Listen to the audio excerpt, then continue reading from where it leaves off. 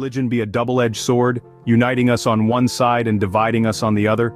This seemingly simple but profoundly deep question propels us into a chapter of recent historical significance in the world's largest democratic nation, India. We slide down the annals of time and land in an episode that begins unfolding in the late 20th century. This was a time of tremendous cultural, political, and social change. The winds of globalization were sweeping across nations, and yet, in India, a tempest of religious nationalism was gathering strength. The seeds of this nationalist fervor were sown by various factors, from political manipulations to historical grievances, but at the focal point of this burgeoning wave stood a symbol that would come to embody the entire movement: the Babri Masjid. The Babri Masjid was not just any mosque, it was a centuries-old edifice, standing tall in the city of Ayodhya, a place that holds a special place in the hearts of millions of Hindus worldwide. This was not just because of its magnificent architecture or its historical importance, but due to the religious significance that the mosque held. The Babri Masjid was said to be constructed on the very soil believed to be the birthplace of Lord Ram, a deity held in high regard by the followers of Hinduism.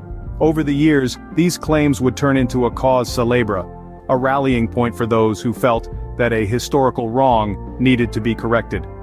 The controversy surrounding the mosque grew with every passing day, with the religious sentiments of both Hindus and Muslims becoming entangled in a battle of historical narratives and political aspirations. The tension kept building like a pressure cooker about to explode. And it did. The fateful day was in December of 1992. A large crowd, fueled by religious fervor and a sense of historical injustice, descended upon the Babri Masjid. In a frenzy of misguided zeal, the mob, comprising primarily of Hindu nationalists, tore down the Babri Masjid brick by brick. The impact was immediate and far-reaching. This event did not just demolish a physical structure, it shattered the fragile peace that had existed between India's Hindu and Muslim communities. The destruction of the Babri Masjid was like a spark that ignited a powder keg of communal tension. It led to widespread violence, with communities turning against each other in an appalling display of humanity's darker side. Lives were lost, homes were destroyed, and the social fabric of the nation was left torn and scarred. This event sparked widespread communal violence, leading to the loss of many lives and a deepening divide between India's Hindu and Muslim communities. Fast forward to November 2019, a pivotal moment in Indian history. This was a time when India's Supreme Court, the apex judicial body of the country, was set to deliver a landmark judgment that would forever change the socio-political landscape of the nation. This was a verdict that had been awaited with bated breath by millions across the country and the world, given the charged and sensitive nature of the issue at hand. The court, composed of a bench of eminent and experienced judges, was tasked with resolving a centuries-old land dispute, one that was deeply intertwined with the religious sentiments of two of the largest religious communities in India, Hindus and Muslims. The dispute centered on a piece of land in the northern Indian city of Ayodhya, a site revered by Hindus as the birthplace of Lord Rama, and claimed by Muslims as the site of the Babri Mosque.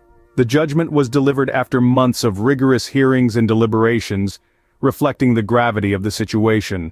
The court ruled that the disputed land should be handed over to a trust for the construction of a Hindu temple. This ruling was poised on the principle that the claim of the Hindu party was more compelling. Yet, in a bid to balance the scales and uphold the secular ethos of the Indian constitution, a separate piece of land was allocated for the construction of a mosque elsewhere. The decision was a significant one, bringing to an end a decades-long legal battle, one that had consumed the energy and time of several courts and litigants. It was a verdict aimed at fostering harmony and mutual respect among the two communities involved in the dispute.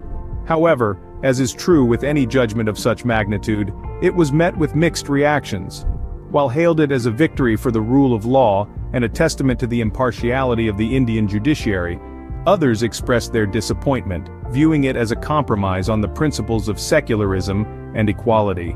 There were also those who chose to look at it as a stepping stone towards peace and reconciliation, hoping that this would mark the beginning of a new chapter in Hindu-Muslim relations. In conclusion, November 2019 marked a seminal moment in Indian history. This decision, while ending a decades-long legal battle, was met with mixed reactions. 3 years later, in January 2024, Indian Prime Minister Narendra Modi inaugurated the Ram Temple. This was a momentous event, marking a significant milestone not just for the city of Ayodhya, but for the people who follows the Hindu religion. The temple, which cost around $218 million, was still a work in progress, but that didn't detract from the weight of the occasion. The current government of India is obsessed with spending millions in constructing statues and temples rather than looking at real-life issues of people. The inauguration was not just a simple ribbon cutting or ceremonial unveiling. Rather, it was a grand, majestic spectacle, a testament to the importance of the temple and what it represented. It was a procession like no other, a mesmerizing parade of religious icons and symbols, each one exquisite in its craftsmanship and drenched in history and culture. The crowd watched in awe as the idols were carried, their faces glowing with joy and devotion, their hearts filled with hope and anticipation. The high point of the inauguration was undoubtedly the placement of the statue of Ram in the inner sanctum of the temple. The statue, a magnificent piece of artistry, seemed to come alive under the reverent gaze of the onlookers.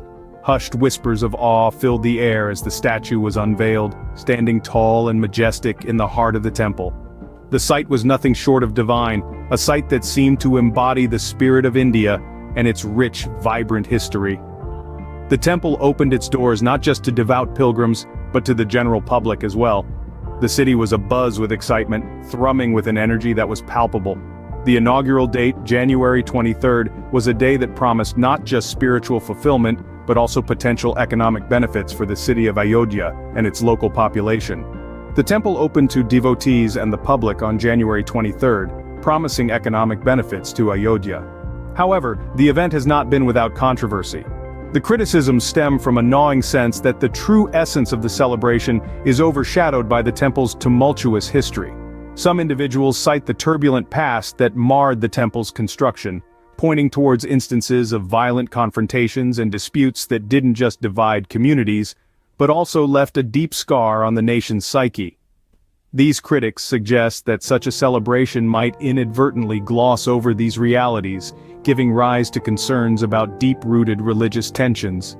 The thought that such tensions might be stirred up yet again is a fear that continues to linger, leading many to question whether the secular fabric of the country is at risk. The idea that such an event could potentially erode the cherished democratic principles of the nation is a prominent worry. Further fueling this controversy is the belief among some that the temple's grand opening is not just a religious event, but also a political move. Critics suggest that the decision was orchestrated by the Bharatiya Janata Party and its leader, Prime Minister Narendra Modi. The speculation is that the event is a strategic maneuver meant to tap into the Hindu religious sentiments, a move seen as a potential game-changer ahead of the forthcoming elections. This perspective brings to the forefront the complex interplay between religion and politics. It raises pointed questions about how religion can serve as a tool in politics not just to unite, but also to manipulate public sentiment. As the excitement around the temple's opening builds, so too does the debate about the role of religion in politics and how it can be used to manipulate public sentiment. The building and opening of the Ram Temple in Ayodhya serve as a stark reminder of the complex relationship between religion and society. It denotes a paradigm that goes beyond the surface of religious beliefs and rituals, delving deep into the intricate interconnections of religious ideologies and societal norms. It graphically displays how religious ideologies and beliefs can be a unifying force, bringing together people from disparate walks of life under a common banner. Simultaneously, it is an example of how religion can be a source of division, sowing seeds of discord amongst diverse groups and communities.